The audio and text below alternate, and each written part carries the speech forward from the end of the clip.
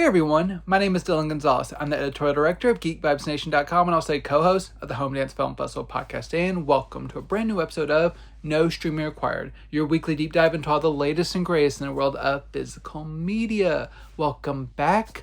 I have another very exciting episode for you this week. It is time for our monthly installment of Kino Lorber Mania, which is our episode that we devote to one of my absolute favorite labels, Kino Lorber and Kino Studio Classics, Kino Classics, Milestone Films, a lot of different subsidiaries and partners and stuff, but just everything that I have in from Kino Lorber that I think should be on your radar, that I'm so many really good releases to talk about this month. But I do have a couple of items of business that I want to address, some non-Kino titles that I think are time sensitive and should be on your radar more quickly. So the first of which I want to talk about is the very exciting release from Sony Music, and that is the Blu-ray release of Pink Floyd Live at Pompeii. This is the classic 1970s film that in which the members of Pink Floyd, they set up in Pompeii, and they kind of played a set on their own, just kind of out in the middle of nowhere, in like a coliseum, with no audience, but just setting up for themselves and just ripping through some of the best songs of their catalog and everything. And this was pre-Dark Side of the Moon, so you had stuff from like Metal and some of their earlier albums, but just the performance itself is amazing. And the disc comes out here in a little package. It comes out there, and kind of show you that in there. Showing off the disc art there. So there's two different versions, two different ways to watch this on this Blu-ray disc. There's an option to watch just the concert footage.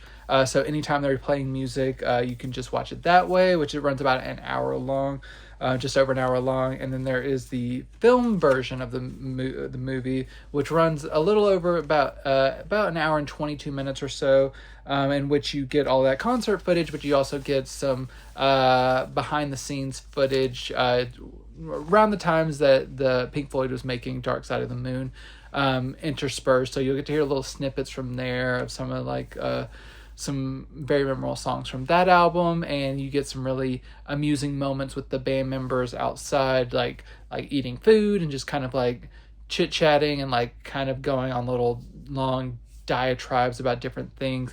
So it really humanizes the band. So if you like that, are interested in that and you haven't seen it, I would recommend checking out the film version of the movie, because I mean it's not that much longer, but it just kind of gives a little bit of extra texture. But if you are just music, like only want to hear the music, that you can watch that as well. This has been recently restored from a 4K restoration of the original camera negatives.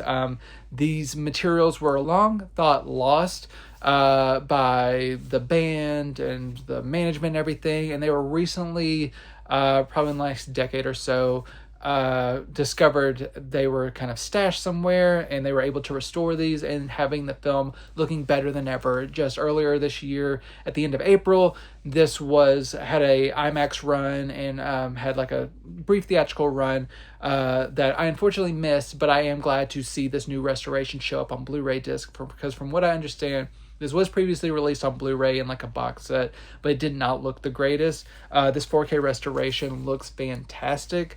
And you also have some new audio options, because I think in addition to it not looking the best previously, I don't think it reached its full sound potential either.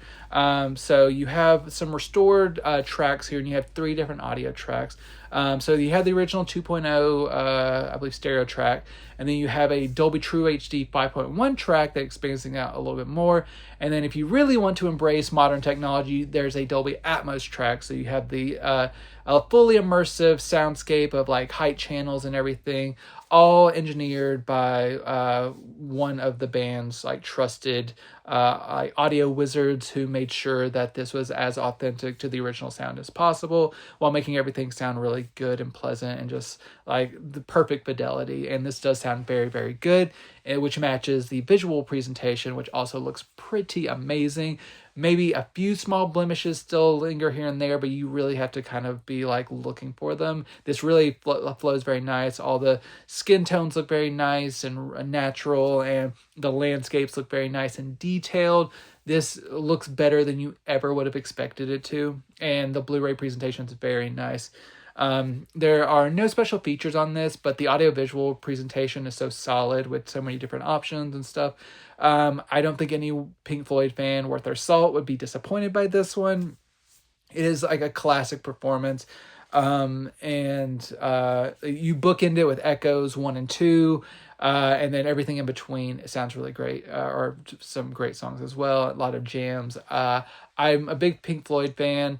A lot of these songs are more from the era that I'm not as familiar with, but this is a type of experience whenever I watch this. It makes me just want to re-listen to all their catalog again more than I already do and just really dig in. So if you're a Pink Floyd fan and you don't have this new Blu-ray, I think you'll really want to pick it up.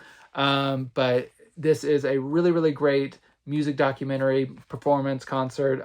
It's a lot of fun, great music. And looks and sounds great. So make sure to pick this up if you're a fan of Pink Floyd, because it's really excellent.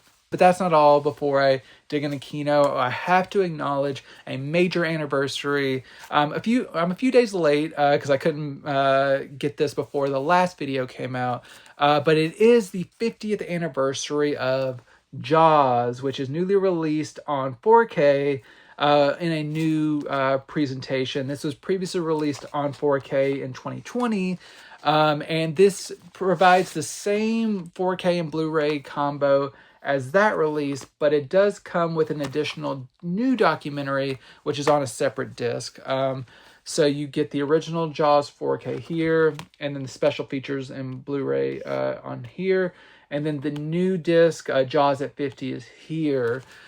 Which is like I said, brand new documentary that I believe is going to be airing on cable at some point in the next couple of weeks. But if you buy this Blu-ray, you don't have to see any commercials or anything, and you get to own it. Also, there's a digital copy that comes with this. It will come with that digital copy as well. It's a feature-length documentary. It's about an hour and a half long. And there's a lot of great celebrity interviews and behind-the-scenes people that kind of talk about the movie and its impact. One of my favorites is seeing a lot of Emily Blunt in this, but overall, really great addition to this. But I don't think I have to explain Jaws much to people. It's one of the most iconic movies of all time. Classic shark movie.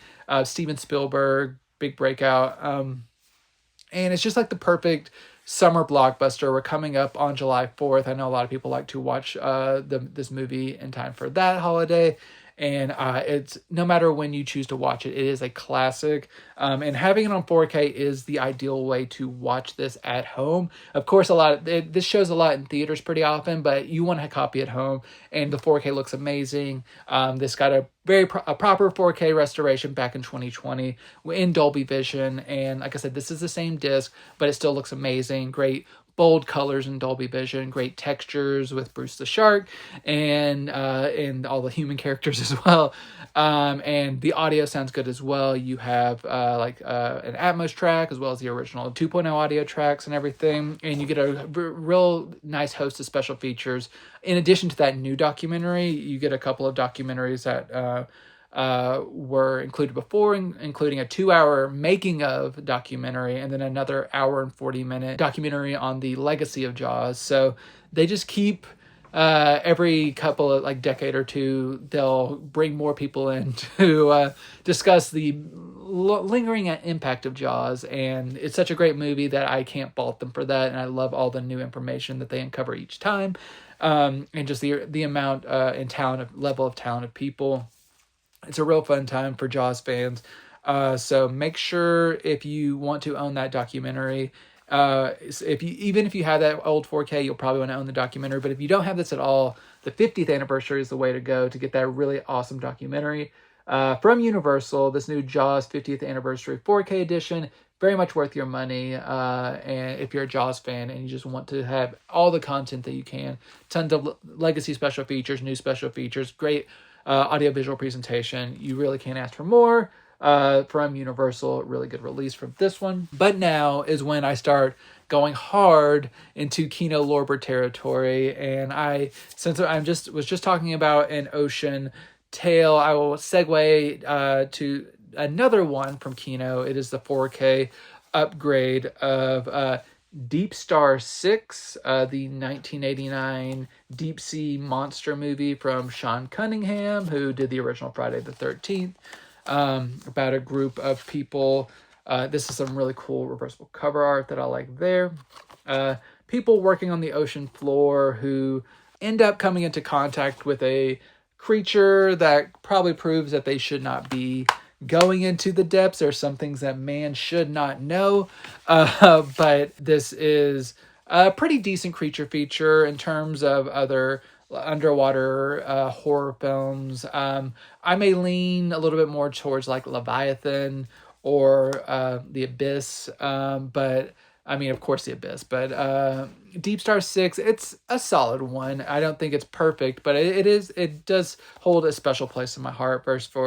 Especially for its practical effects. I really appreciate that in a time when we don't get as many practical effects. I always appreciate going back and seeing stuff like this where you can kind of see the textures of things in front of these actors and them acting opposite of these things. There's some solid performers. Miguel Ferrara has a very memorable scene near the end of the movie that engages some really cool practical effects.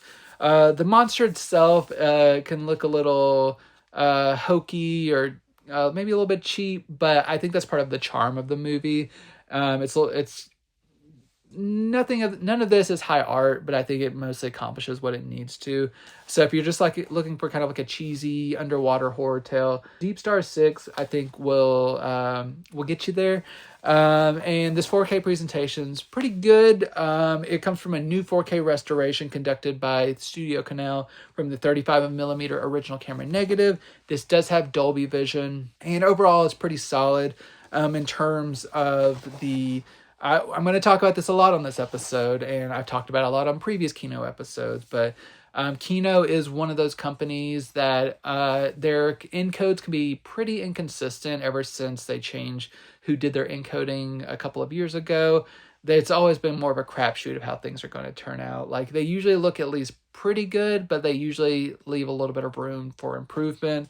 Overall, I think this is one of the better options. I think especially compared to the Blu-ray that was released in 2020, which was from an older master. I think people will see more of a significant upgrade for this title. There's not a lot of like bright territory or anything because you're underwater a lot and everything. And so you don't get a lot of like macro blocking or anything like that. Everything holds pretty firm, and the Dolby Vision suits this quite well. Not the most colorful movie, but there's more than just vibrant colors to this. It's like deep black levels and stuff like that you'll appreciate. DTS 5.1 and 2.0 audio. I think the previous Blu-ray did not have a 5.1 track.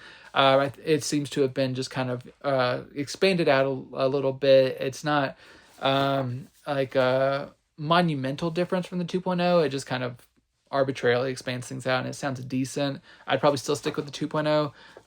But overall, if you want that option, you get the 5.1 as well. You get 3 commentary tracks, one of which is new, 2 carried over, and various featurettes. They added some new special features and audio options in the picture upgrade. So if you're a fan of this, Deepstar 6 on 4K, it's pretty solid in terms of Kino. Not perfect, but a good 4K release overall from Kino Studio Classics. And now Kino Cult, staying in the land of horror, has brought back in print the horror thriller Madman.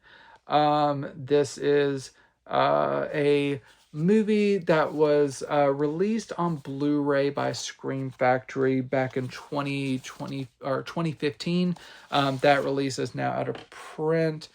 So Kino Cult has brought this back in print. So there's the reversible cover art. It's kind of like it's kind of a take on, in my opinion, it's kind of a take on like Witness to Murder. in which there is a woman. She's very into kind of pulpy novels, and she starts reading one that basically starts to come to life. But in doing so, she sees a murder committed across like the building from her, and she tries to convince the police of what she saw, thinking that it's like a character from the book come to life, and no one on the law enforcement side will believe her. And she kind of starts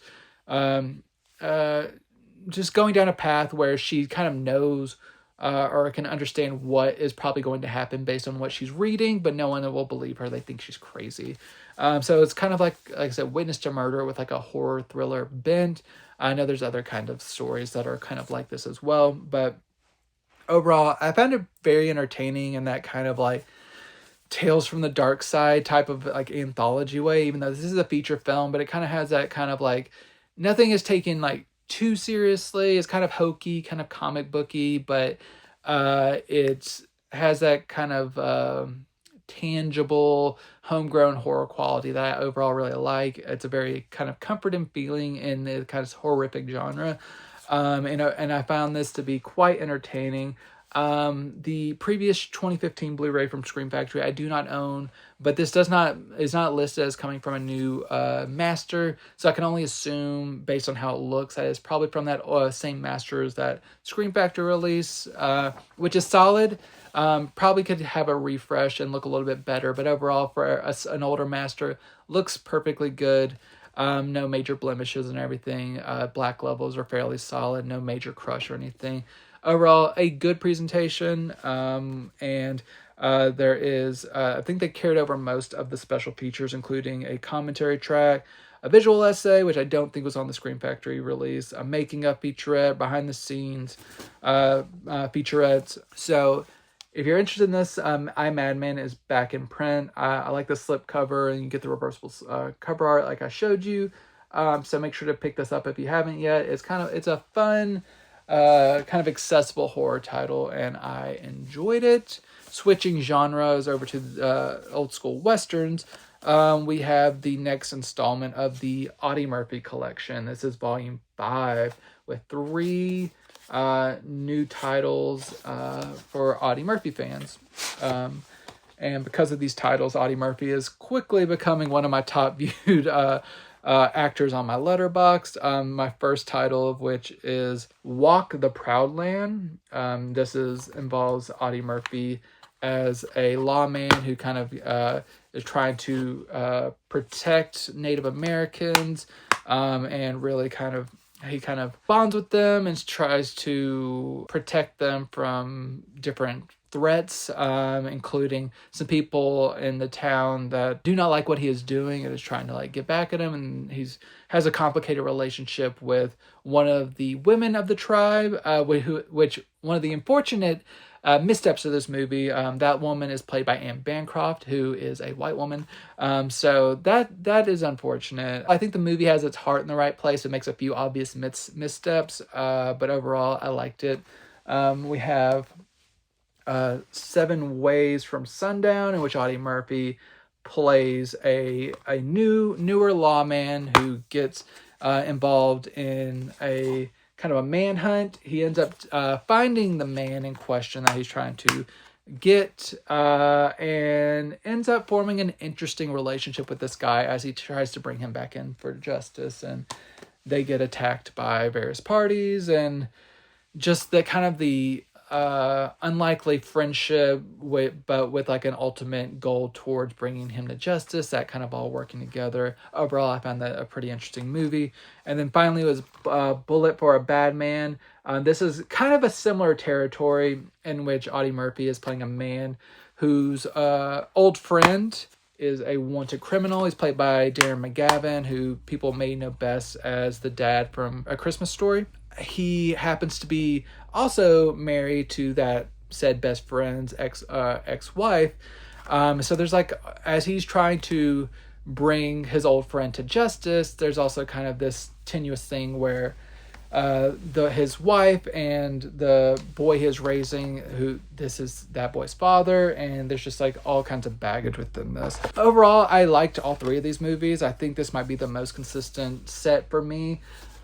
These are not listed as coming from new masters, but they all look very solid. And compared to the last set, the Volume 4, there was one obvious, like one that was very deficient. I did not notice that with Volume 5. So you can buy this set pretty confidently. If you're an Audie Murphy fan, these all look pretty nice and the sounds good. You get a commentary track for each movie. Nothing really beyond that in terms of special features besides trailers, but overall, just a good set for Audie Murphy fans. And yeah, 3 solid Westerns for him. But I'm not leaving the Western genre, but I'm upending it a little bit with the 1985 comedy Rustlers Rhapsody with Tom Berenger. I really like this. It's kind of like it's not quite to like a Blazing Saddles level, but it's kind of a send up of classic Westerns, in which Tom Berenger plays a man who's basically has come right out of a 1940s Western. He kind of has that moral clarity in his actions, but it's played for laughs as he kind of goes through this like town where he's kind of like playfully points out different tropes that he's understanding of, like pointing out like who the town like the archetypes in the town, like, okay, you're the town drunk, you're the madam of the town, but like just kind of like bringing people in through their characteristics that are kind of proven in the Western genre, and how he kind of upends them. And there's a lot of really funny people in here, including Andy Griffith has a very funny role. He gave me like the majority of my laughs, but you have talented people like Celia Ward, G.W. Bailey, who people like my parents would probably know him best from The Closer, the TNT show. You get Mary Lou Henner, and Fernando Rey, Patrick Wayne. A lot of very funny, self-aware jokes in this 80s comedy in a time where Westerns were probably falling more out of fashion. I did not have high expectations for this movie, but I found it to be very, very funny, and how they like kind of embraced the Western tropes, and they like made fun of them, but also they in a loving way. So I thought this was hilarious. This comes from a new 4K scan of the 35mm original camera negative. Looks very good. No major blemishes lingering. This all seems to have been cleaned up very well and encoded nicely. Sounds really good as well. You get a new commentary track and a theatrical trailer. If you like more of a comedic take on a Western, if you like Blazing Saddles type humor, but a little bit more toned down and family friendly, Rustlers Rhapsody is a lot of fun, and it's one of probably my favorite that I'm talking about this week. But it is a good week for comedies, including my next one, which is a good family comedy, and that is MouseHunt. And this continues the trend of me picking up a Blu-ray from Paramount that's was a few years old, and then they announced from Kino a 4K upgrade. They've done it many times to me in the recent past, and this is another instance of that. But like I said, I've said before, those Paramount Blu-rays were more on the cheaper side, closer to $10. So I'm not out a ton of money, and I'm glad this did get a 4K. It's a very funny movie directed by Gore Verbinski about two brothers who inherit a kind of a dilapidated facility that it's unexpectedly worth a lot of money, but in order to capitalize on this newfound windfall, they just need to get one inhabitant out, and that is this mouse. And it's way kooky Looney Tunes, like live action Looney Tunes type of endeavor. You got Nathan Lane and Lee Evans. You got a very funny Christopher Walken as an exterminator. This is just a silly, fun, enjoyable movie. I'm a big fan of Gore Verbinski, and he knows how to balance like not making this as like overtly like a kids movie. It's more of a family movie in the vein of something like Matilda or something, where both kids and adults can enjoy this. It's so much fun, and I'm glad this got a 4K. It looks pretty nice on 4K. 4K restoration of the 35mm camera negative, and in Dolby Vision. And Encoded pretty well. Not many soft shots or anything like that. No major compression issues. There's probably could be tightened up a little bit more, but overall, I think they do this master justice pretty well. And like I said, probably could be improved, but overall, it is a really nice looking disc. And colors look good. Every dark, deep black levels, all that. 5.1 and 2.0 audio, both sound pretty good. Commentary track and deleted scenes. So MouseHunt on 4K, I think it's a solid investment. If you don't own it, especially, that Blu-ray previously from Paramount was a pretty solid Blu-ray. So if you're happy with it, maybe not an essential upgrade, but it is worth an upgrade, worth owning in your collection, I think, because it's a real fun movie. I have a nostalgic fondness for this era of comedies. I'm talking about my horny 2000s comedies, sex comedies. The one I'm talking about is 2000s Road Trip from director Todd Phillips. So this isn't my favorite one, but I feel so bereft of like solid comedies, like studio comedies these days, because studios don't really have a confidence to make a lot of them anymore. So I find myself just kind of like going back to like the era of like Road Trip or American Pie or Euro Trip. I know a lot of these comedies are terribly dated and have their issues, but there's just like a comfort to them for me, and Road Trip is one such one. Like this hasn't been one that I've like worn out before, but I do think it's amusing. It's about a guy in college who accidentally sends his girlfriend, who it's a long distance relationship across the country, accidentally sends her a sex tape of him with another woman because he thought he was going to be breaking up with her and stuff, but it was a whole misunderstanding. And him and his friends go across the country to try to intercept this delivery before she can get to it. The plot is not really important. It is the journey and their kind of craziness that they get into on this titular road trip. And there's a lot of interesting moments. Really good cast: Sean William Scott, Tom Green, DJ Qualls, and yeah, a lot of stuff is very dated or not PC.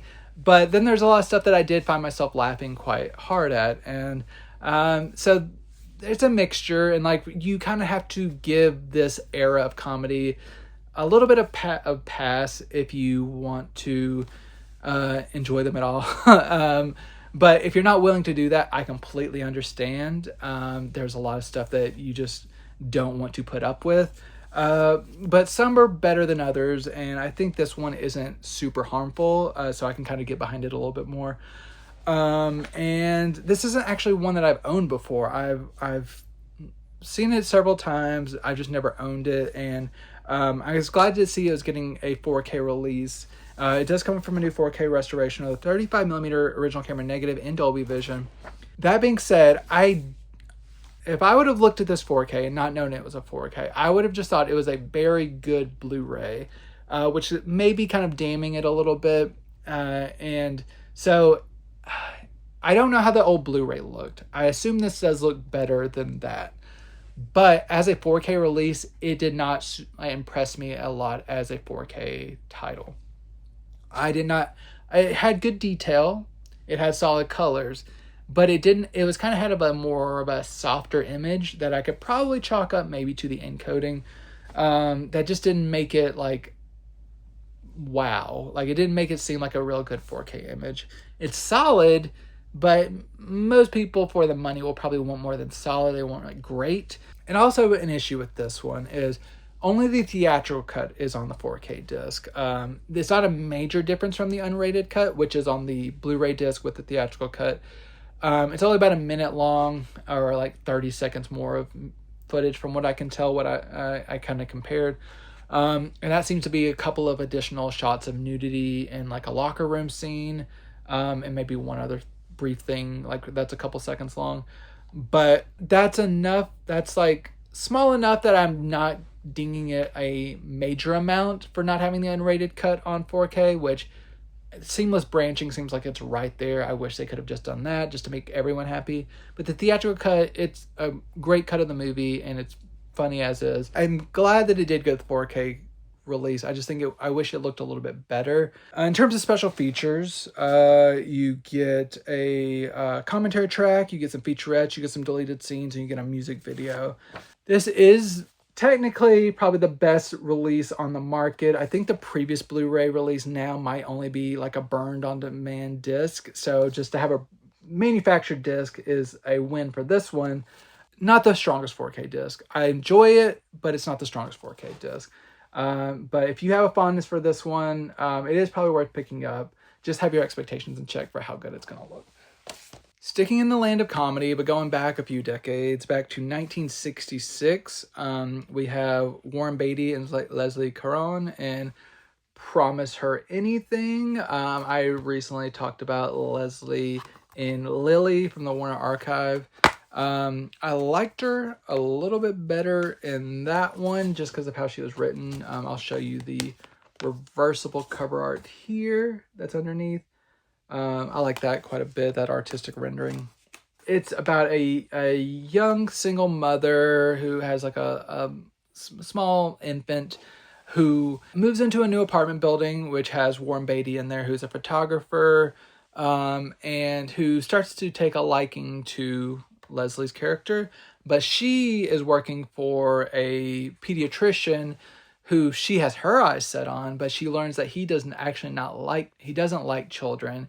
And instead of just saying like, oh, maybe he's not for me, she decides to hide her child away and pretend she doesn't have a child, and kind of leaves him with Warren Beatty a lot whenever she needs to kind of be alone with this doctor that she's going to try to convince to basically like her, and then kind of spring that she has a kid and everything. It's kind of messy and like ridiculous as Warren Beatty pines for her and all kinds of stuff's going on. I think they have decent chemistry. I think they might have actually been seeing each other off screen from what I read at the time.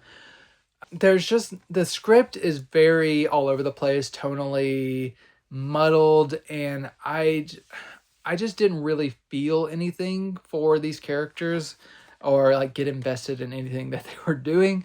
So this kind of really fell flat for me. There's a few funny sequences in here that it's not a terrible movie. It just like, I am a sucker for this era of like rom-coms. And I forgive them a lot of kind of cheesiness or misguided stuff. But this one just didn't really have a heart in its right place, I think. Like, it just didn't really feel good. I know I can't really quantify it in like words necessarily, but the script just didn't do it for me. So Promise Her Anything kind of is a disappointment, but if you do like the movie, if you're interested in it for the stars or anything, it has gotten a new nice restoration. 4K scan of the 35mm original camera negative. It does look very good. No major blemishes. It's been cleaned up very well. Sounds good, 2.0 audio, and then you get the commentary track that from a film historian. If you like 60s rom-coms and you're willing to take a chance that you like it more than me, it's a good disc. The stars are charming, but the script is not the best. It's a good disc for a movie that's just not entirely my bag. But something that does appeal more to me on the like comedy side with a little bit of music thrown in, going back a little bit further to 1956, we have Rock Pretty Baby.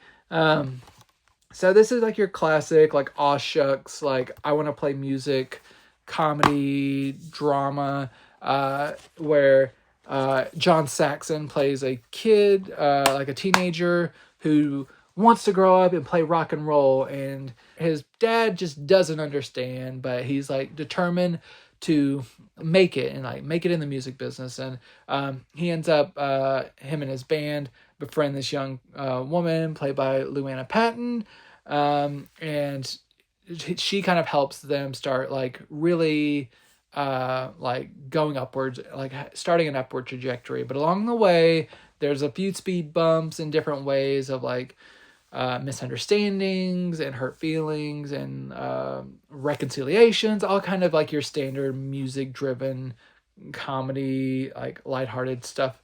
But even though it indulges a lot within the tropes, I found it very charming. I loved the performers. Luana Patton, who was in Disney's Fun and Fancy Free. She is adorable in this, and I really liked her character. And I would like to seek out more movies from her. John Saxon, he's been in a lot of great movies. I just watched him recently in like Electric Horseman. He was really good in that. He spent his later lives where I am in Tennessee, so I kind of have like a affection for him on that level as well. So it was good to see him in his younger days with Sal Mineo, and just doing like a charming kind of music comedy. This was also from a 4K scan of the 35mm original camera negative, and it looks really good. It's been cleaned up very well. I think it's a very nice presentation, no major faults with it, encoded fairly solidly.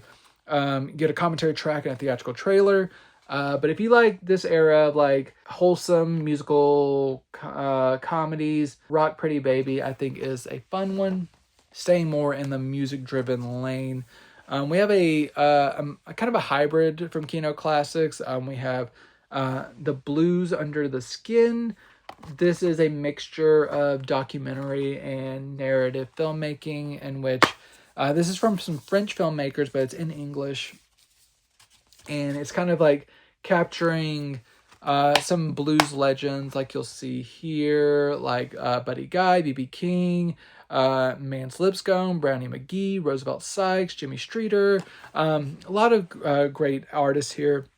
And you get some performances, you get some interviews, all that kind of stuff. But along this way, you have a few narrative interstitials, including like the following of this couple. They kind of have their issues and like have different prejudices against them, and like struggles with work and relationships and everything. And whenever we're doing more of the documentary stuff with the blues legends, I really love that. I think there are a lot of great insights and performances, all that good stuff. The narrative things I did not like as much. There's a few insightful things in terms of how the blues connects with the like kind of like disenfranchisement of African Americans socio-politically and everything. But the characters themselves are a little obnoxious at times, and the script isn't the like most authentic, it feels like. So there's a little bit of that kind of holding me back from loving that aspect, but the performances are so good that I would recommend that for any blues fan of like classic blues artists. This has been kind of long out of circulation for decades. It's kind of been recently uncovered and given a new restoration, and it looks very nice on Blu-ray. Sound is pretty solid as well, and it's been given a nice Blu-ray release in which you get some special features, including a commentary track, a 29-minute interview with the director, and some deleted scenes. Overall, Kino Classics has treated this one very well for something that's not very well known, but if you're a blues fan, probably worth checking out just to see what else in store for you, and it's a really interesting piece of art. Since we're already in the documentary space, I'll go over to Kino Lorber's release of the documentary Beware of Mr. Baker. This is a 2012 documentary about Ginger Baker, who was the drummer for such bands as Cream, the Eric Clapton-led project, and Blind Faith, among other bands. But he's known as one of like the most like iconic drummers, like with a special sound in rock history. And at the time that this was made, he was kind of like a miserable old bastard in South Africa. And you see the attempts for this filmmaker to make a documentary on him, this notoriously toxic man who's really kind of left like a trail of like bad feelings, and just like he's just a very unpleasant fellow. And so you get a lot of that in his current interviews, and you get to see that from the past, and you get a lot of interviews from him. You get a lot of interviews from people who knew him. So that includes people like Eric Clapton, Charlie Watts, Chad Smith, Mickey Hart, Steve Winwood, Carlos Santana.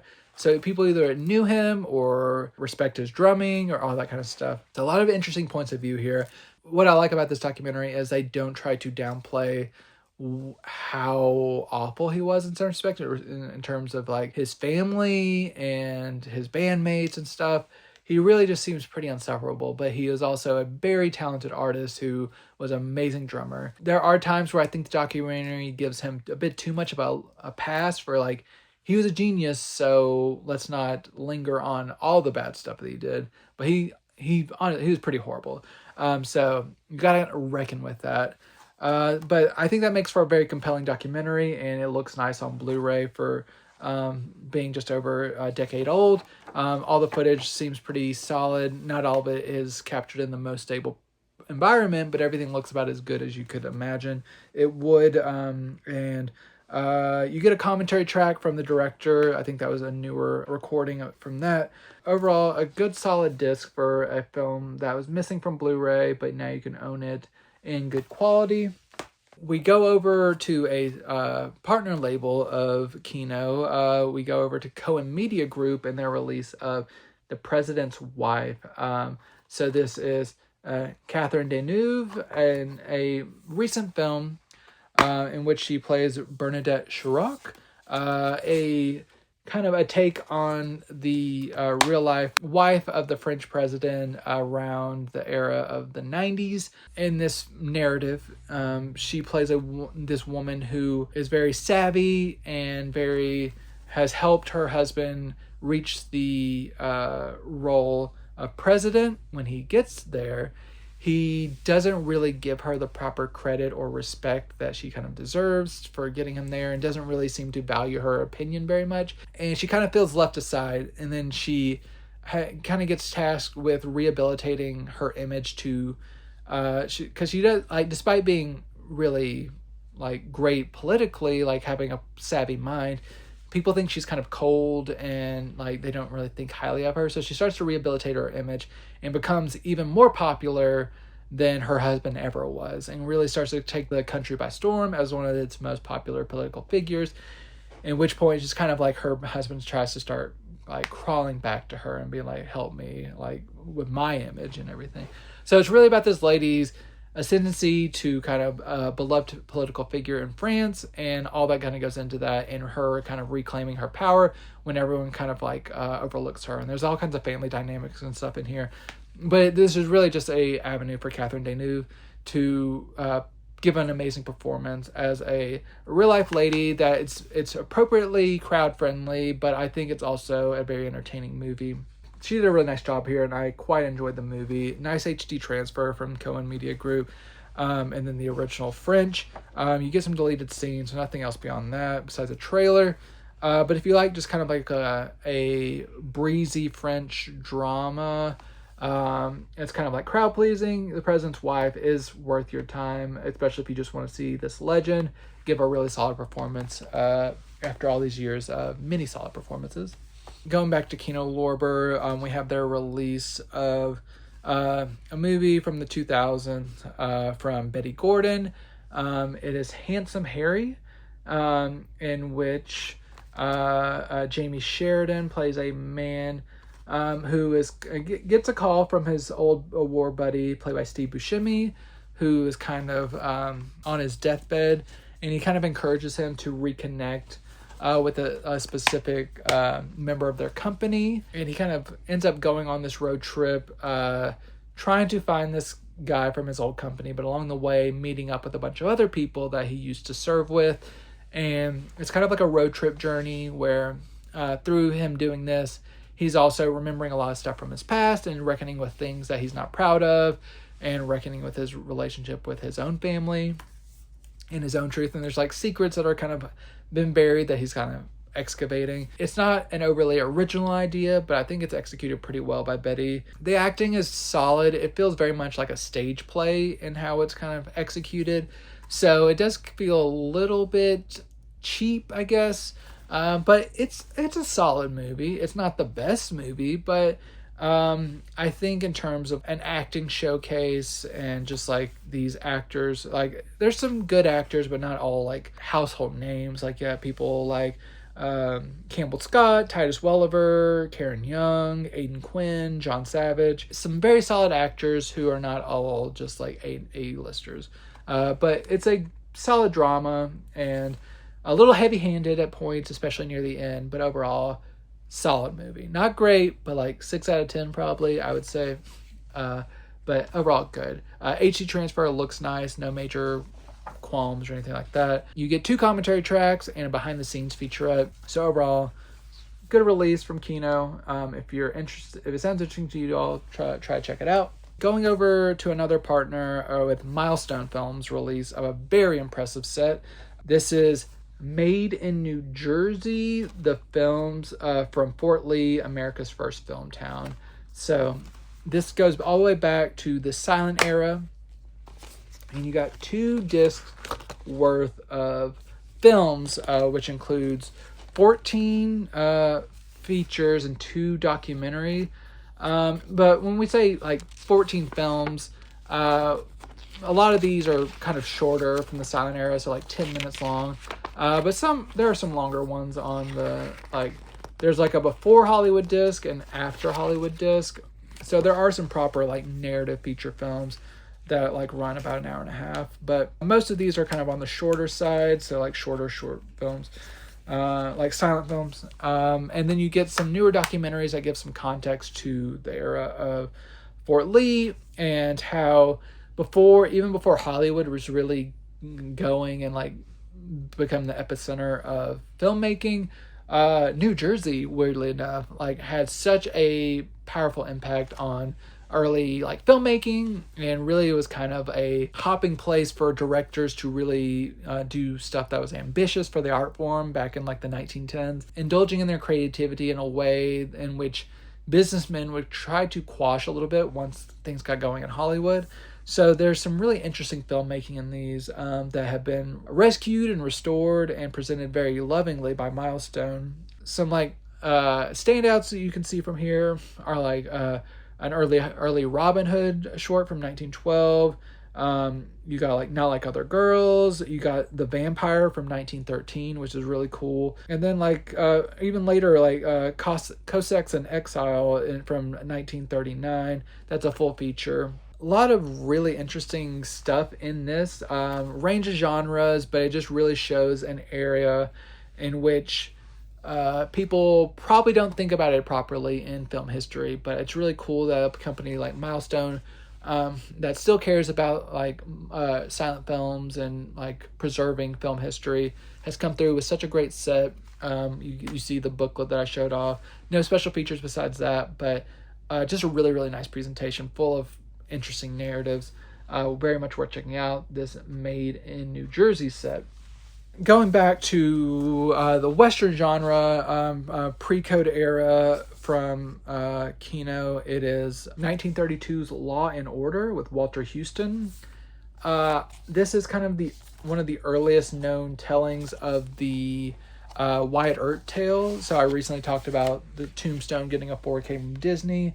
This was made like 70 years earlier than that, in which Walter Houston plays a man who's kind of a take on Wyatt Earp. He's not called Wyatt Earp, but everything that like bringing law and order, bringing some kind of semblance of respectability to a lawless town and how that kind of goes down. It's very interesting, and I think it's executed very well in this narrative.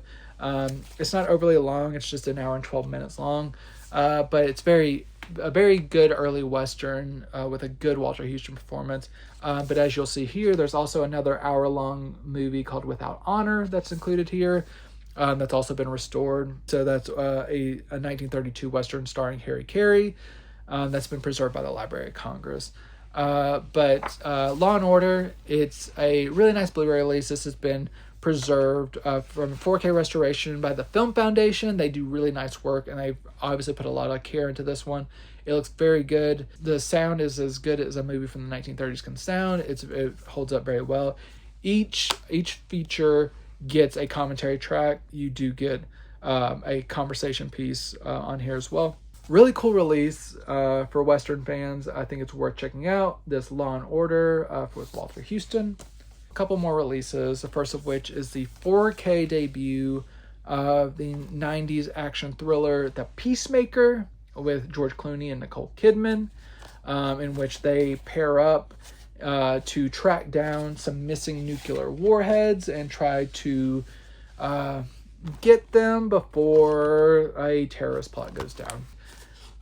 This is a solid 90s movie. It's directed by Mimi Leader, who did Deep Impact. It's very conventional, but there are some really thrilling action set pieces here that are very impressive. Like there's your typical like car dangling off a ledge, like, and that kind of set piece that's very thrilling. And then there's like a kind of a sniper hunt near the end that is also very good, like chasing people down the street of New York and all that kind of stuff. Despite some issues with the script at times, George Clooney can be a little too like dismissive of Kidman for my particular in order for them to have like a solid working relationship.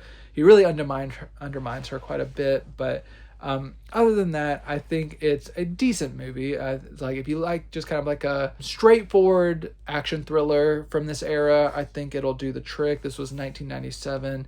Clooney and nor Kidman were like superstars yet, but you could already tell that they had something special, and they did a nice job here. In terms of the 4K restoration, this is from the 35mm original camera negative in Dolby Vision. It doesn't wow in 4K. It has definitely more texture than previous Blu-ray releases, but it's not like a knockout 4K release. It's good. It's probably a victim of the Kino compression a little bit. Some nice colors, definitely, through Dolby Vision. It's not an A+, it's more like a B release, but it definitely is the best it's looked so far. I just wish that Kino could get back to their earlier days of 4K when every release was pretty amazing. And I can't say that about every release these days, but it's the best it looks, but it probably could look a little bit better. But finally, we have the classic 1954 movie from Billy Wilder, Sabrina, with Audrey Hepburn, Humphrey Bogart, and William Holden. I really love this cover art, this classic cover art. Underneath, you have this cover art here, and I believe it has another reversible cover art that I'll show. So this is the classic tale of Audrey Hepburn playing the daughter of the servant of a rich family who has always held a flame for one of the sons, played by William Holden.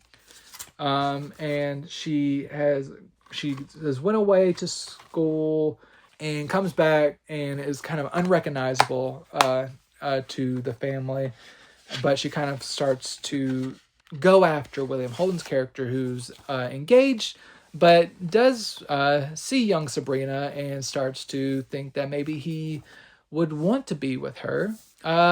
But this might disgrace the family, so Humphrey Bogart, the older brother, gets kind of in the middle of this to kind of head things off and protect the family, but then he also starts to fall for her. So there's all kinds of like love in the air for Sabrina.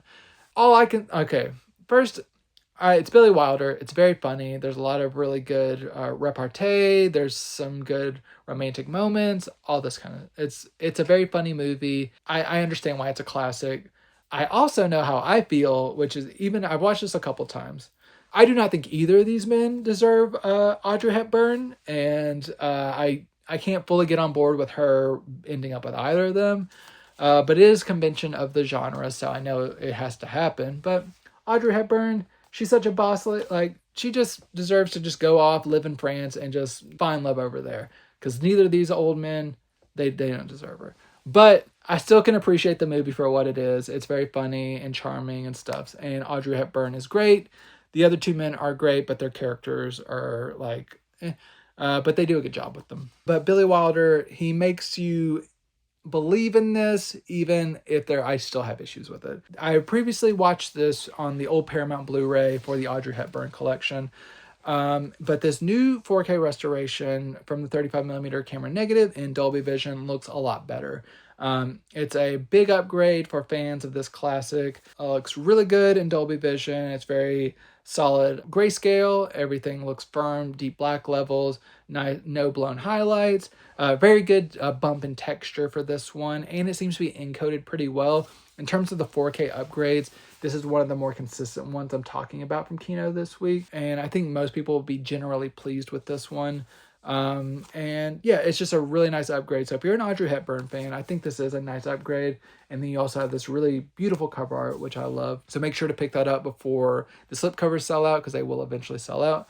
But overall, if you're a fan of Billy Wilder, they've done a nice job with one of his big ones on 4K. So that is my slate. I hope you have found something that you are looking to add to your collection. If so, let me know. Let me know what I talked about that you're interested in adding to your shelves.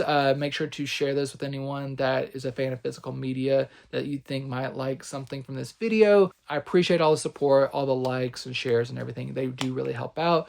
Let me know if there's anything you want me to talk about on a future episode. I'll try to make sure that's included on a future video. Thank you so much for tuning in every week. It is so much appreciated. I hope you keep on doing it. And if so, I will see you again next week. But until that time, enjoy these movies.